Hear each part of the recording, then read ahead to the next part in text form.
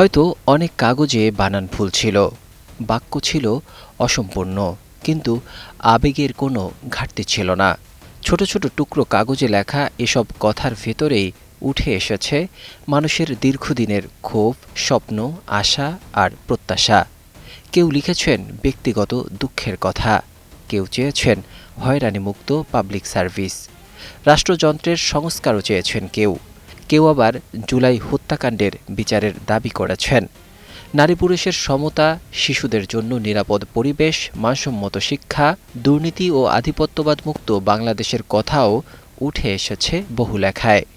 কোথাও ছিল সরকারের সমালোচনা, কোথাও আবার ব্যক্তিগত ক্ষোভ আর আক্রোশ।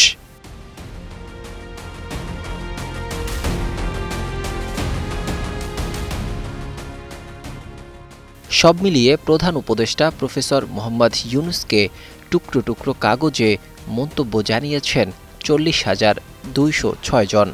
দেশের চাবি আপনার হাতে। গণভোট 2026 ও ত্রয়োদশ জাতীয় সংসদ নির্বাচন উপলক্ষে জনসচেতনতামূলক প্রচারণার জন্য ভোটের গাড়ি প্রচারণা কার্যক্রমে জনমত বাক্সে সরাসরি প্রধান উপদেষ্টাকে মনের কথা লিখেছেন এদেশের সাধারণ মানুষ।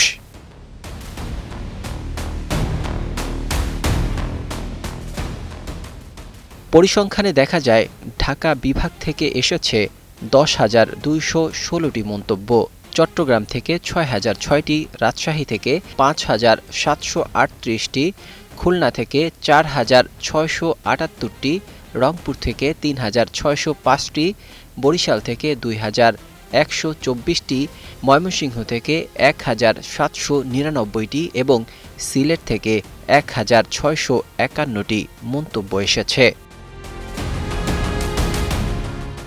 ভোটের গাড়ি সারা দেশের ইউনিয়ন, উপজেলা ও জেলা সদরের পাশাপাশি প্রত্যন্ত গ্রাম অঞ্চলে প্রায় 2,169টি স্পটে গিয়ে কার্যক্রম চালায়।